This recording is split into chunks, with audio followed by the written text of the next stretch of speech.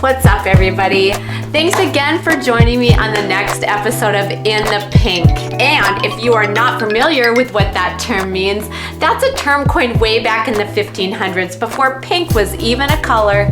And it had to do with wishing someone their optimum health and happiness. So this week we are going to talk about gut health, and we are filling in that blank with osteoporosis, but specifically menopause and osteoporosis. But as always, we're always gonna start out with a did you know? So my first did you know? Did you know that osteoporosis is dubbed the silent disease? And I wonder why that would be. Because it kind of goes undetected unless you're looking for it or until you fall and break a hip.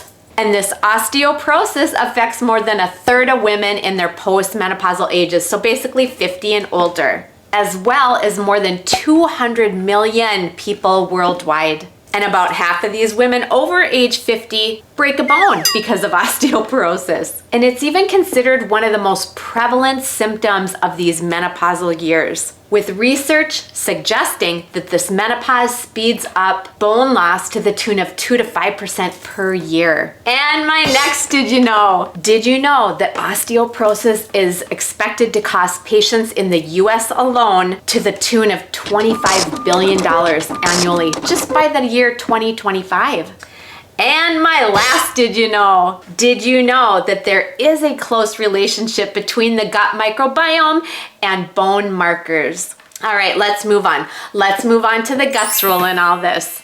Actually, let's back it up like we have in the past and define some of what is going on here. So let's start with bones first. We know that bones are living tissues, and they're constantly breaking down but yet replacing themselves with new material. However, when we've got osteoporosis going on, these bones are breaking down faster than they can rebuild. This makes them become less dense, more porous, and more brittle. In fact, most folks have their highest bone density when they're in their 20s. And women already have a higher risk of this disease because our bones are just thinner than men's. And of course, estrogen is one of the hormones that is protective. It's bone protective. And as we start to go through menopause, we already have explained that estrogen levels start to tank.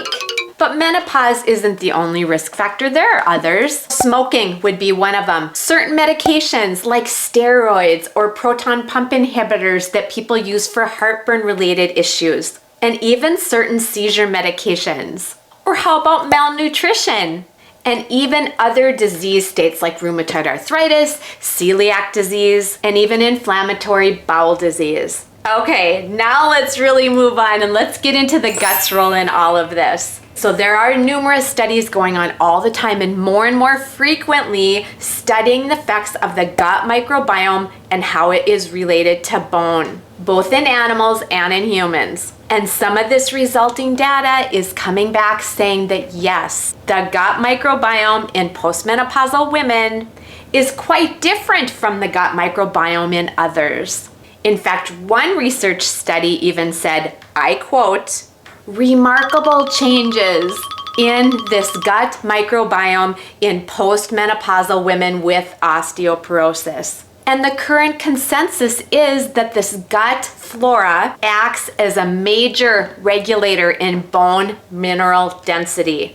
And it somehow does this even through the immune system. All right, time to move on. We are gonna look at some case in points since this is all a really new area of research. The first thing we're gonna look at, Lactobacillus species. In one study alone, healthy menopausal women who were treated with a blend of Lactobacillus species, it showed to have a protective effect against lumbar spine loss. And in another study, Lactobacillus species again were shown to increase lumbar bone mineral density. And in one more study, women who were drinking milk that was supplemented with the Lactobacillus species demonstrated increased calcium levels as well as reduced bone resorption. But it's not just all Lactobacillus. Studies have also been done with another probiotic strain, Prevotella. And this study suggested that this Prevotella was specifically able to prevent estrogen deficiency-induced bone loss. Okay, let's move on to another factor here, the immune response that we kind of talked about earlier. And there are several studies out there defining the central role of the gut microbiome in the modulation of the immune response, but how this immune response regulates bone density. In fact, if you recall, we've talked about germ-free mice studies in the past and how beneficial they are in proving different theories that these scientists have. And in this specific one, this gut microbiome manipulation again was part of the study. So researchers raised germ-free mice and then put them up against mice that are in our normal environment. Then they gave both of these mice a Lupron shot, basically to just study the importance of the gut microbiome in bone. And the outcomes did show that these germ-free mice exhibited a higher bone mass than the other control group of mice. And when they did recolonize the germ-free mice with the other microbiome, it did promote bone loss. All right, let's look at from another avenue. Are there bacteria out there that are harmful to our bone density? And a study that went on in China showed that yes, actually there are. And it happens to be named Bacteroides vulgaris. And what the study found is that this Bacteroides vulgaris suppressed the gut's ability to produce valeric acid. And this valeric acid is a short-chain fatty acid that enhances bone density.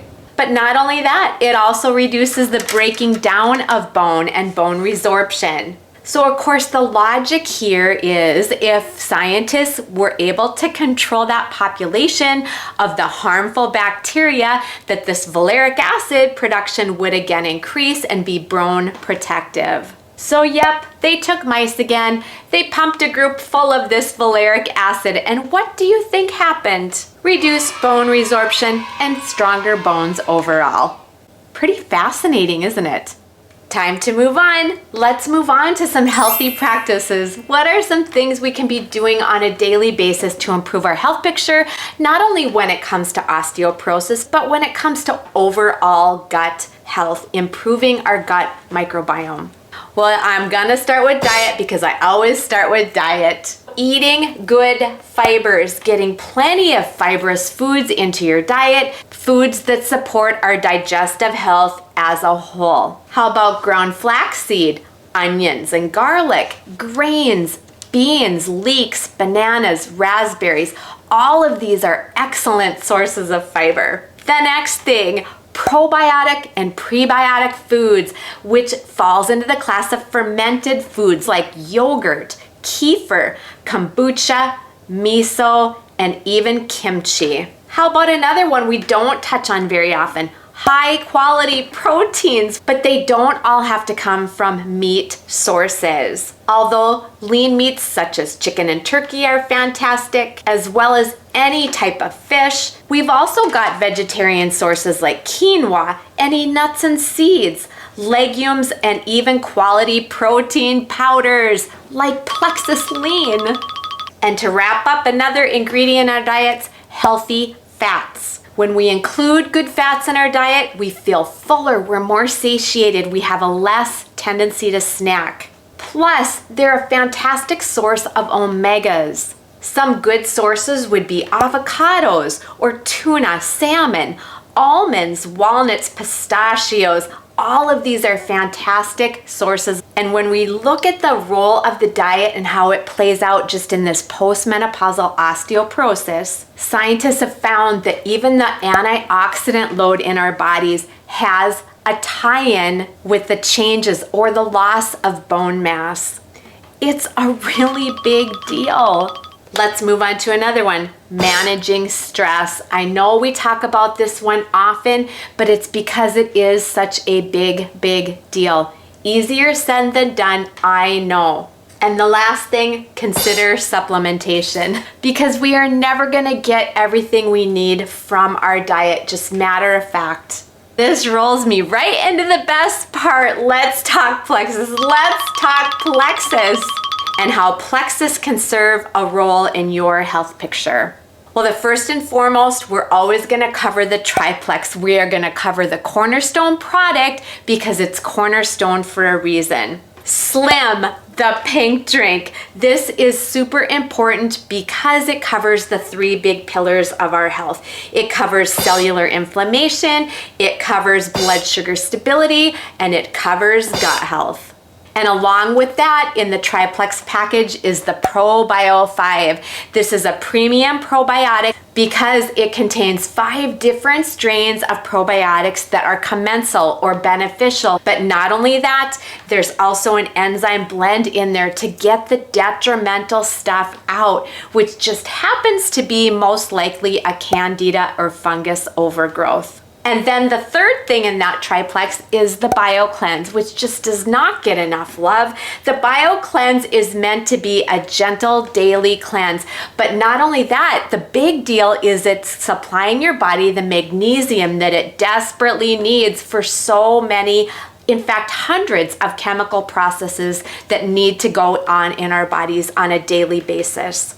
And the next one, VITALBIOME, also one that we cover almost every week because gut diversity plays such a big role in our health picture. And the VITALBIOME introduces 8 different strains other than what the PROBIO 5 has to offer, giving us that diversity. The next one, the XFACTOR Plus vitamin. And we just talked about how antioxidants even play a role in this. And this XFACTOR Plus vitamin has got a slug of antioxidant properties along with a complete vitamin mineral profile that is methylated, fully methylated, so your body knows what to do with it. It's bioavailable. And it pairs it with aloe, and we know that aloe is beneficial in absorbing both water-soluble vitamins and fat-soluble vitamins. And I'm also gonna put in a plug for the greens because again, fermented fruits and vegetables, none of us eat perfectly and clean all the time. It's just a matter of being a human being. And the greens is a really good way and delicious way to get those introduced into your body. And do your own research. There are specific strains of lactobacillus as well as other probiotics out there. So if research suggests that one strain is going to be beneficial for what you are struggling with, look at implementing that one strain. All right, you guys, that's all I have for you this week on osteoporosis. Thanks for hanging with me till the very end. And if you are new to this plexus train and have no idea what I am talking about, I'm gonna list for you in that description box my link. Get on there, nose around, ask me some questions. Curiosity will get you on this train every time. I'm also gonna list in that description box some videos I've done on the past that are gonna cover the products I've talked about, some playlists. In fact, the current playlist I'm gonna put right up here in the pink so it's easy for you to sort through those episodes if there's something you missed. You might just wanna join me here again next week because what happens in the gut does not stay in the gut. It affects everything, which is gonna lead into many more episodes of In the Pink.